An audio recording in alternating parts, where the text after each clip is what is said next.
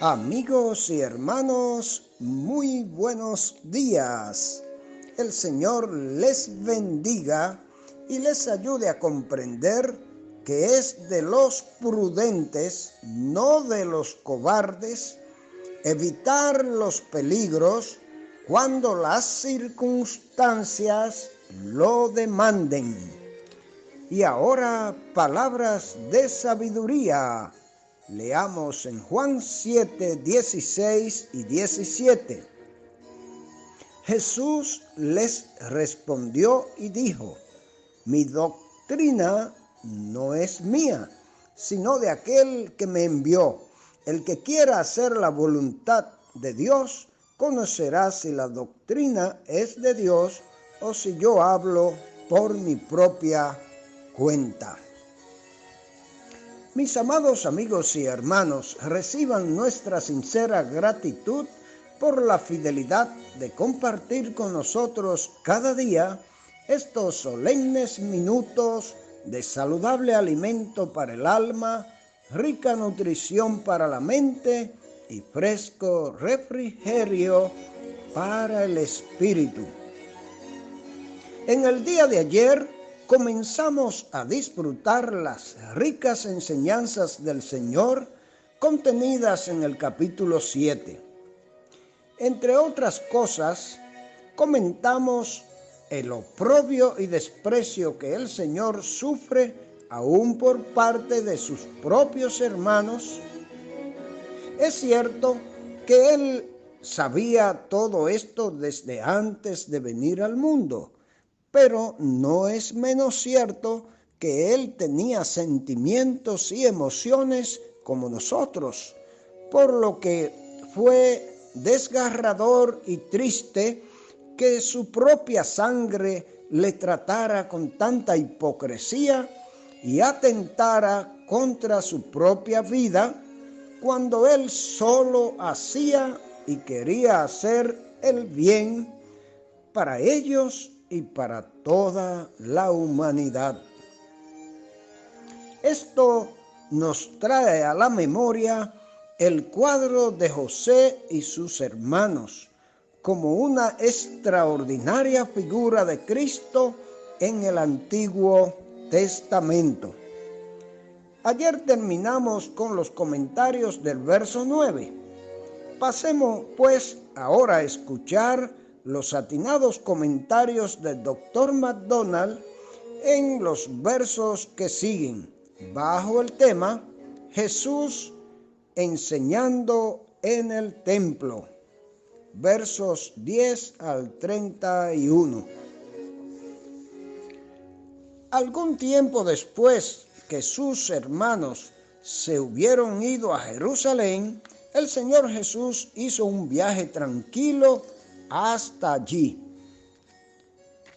Como devoto judío deseaba asistir a la fiesta, pero como hijo obediente de Dios no lo podía hacer tan abiertamente, sino en secreto.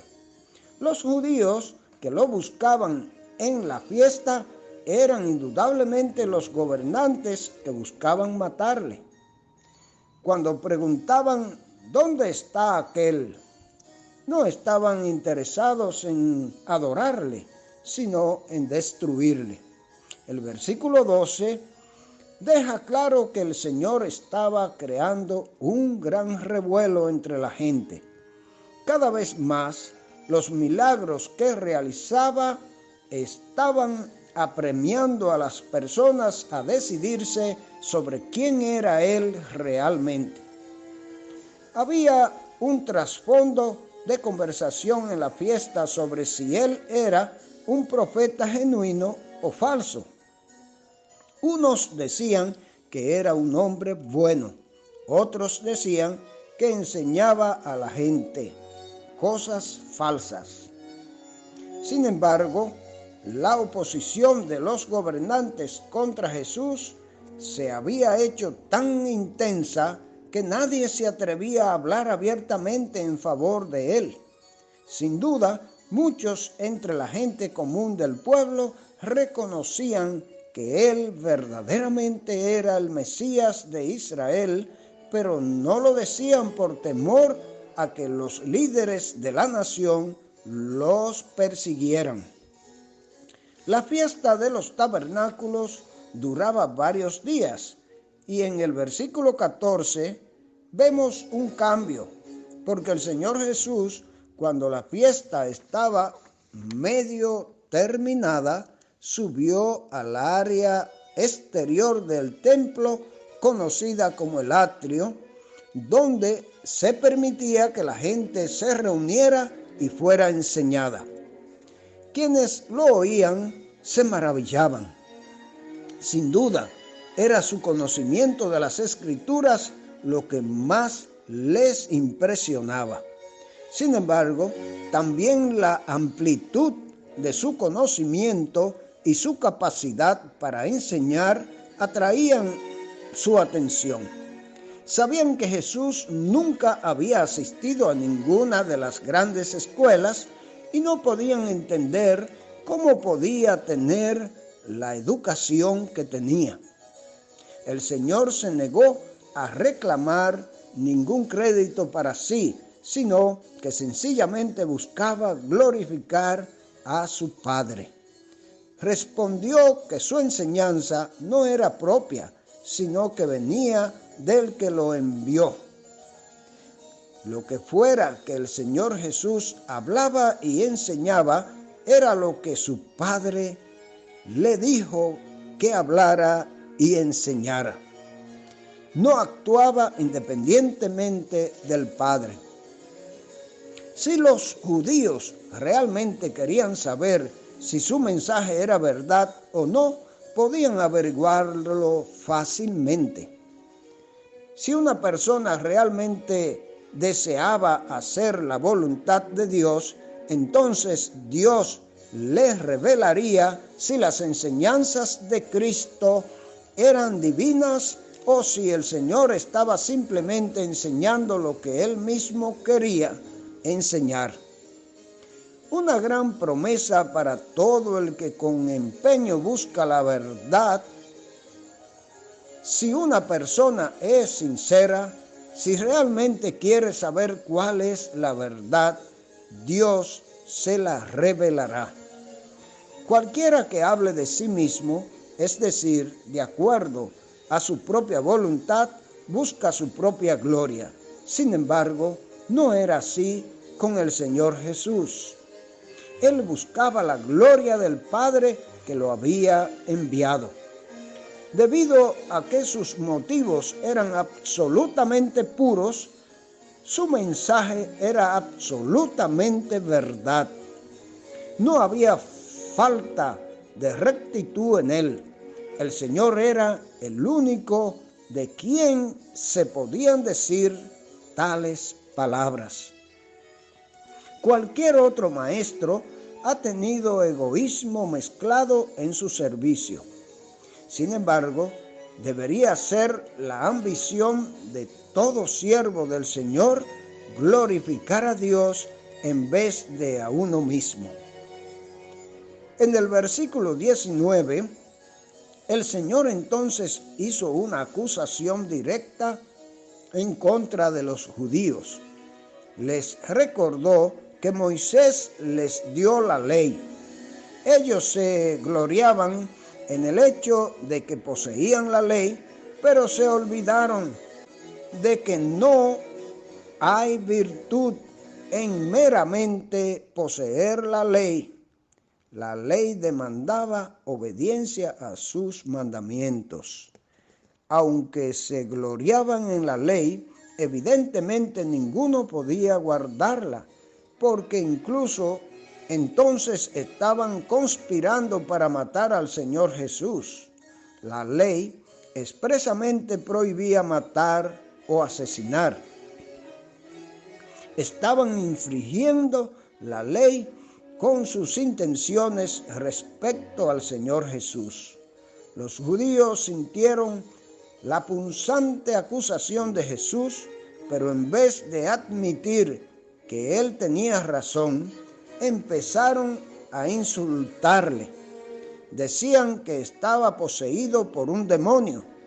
Disputaban su declaración de que cualquiera de ellos procuraba matarlo. En los versos 21 al 24, el Señor Jesús contesta la pregunta de ellos, regresando a la curación del hombre paralítico en el estanque de Betesda. Fue este milagro el que había despertado el odio de los líderes judíos contra él. Y fue en este momento que comenzaron su perversa persecución y complot para matarlo. El Señor les recordó que hizo un milagro y todos se maravillaban por ello. La idea no es que se maravillaran con admiración, sino que se sorprendieron de que hiciera tal cosa en el día de reposo. La ley de Moisés ordenaba que el niño debía ser circuncidado 8 días después de su nacimiento.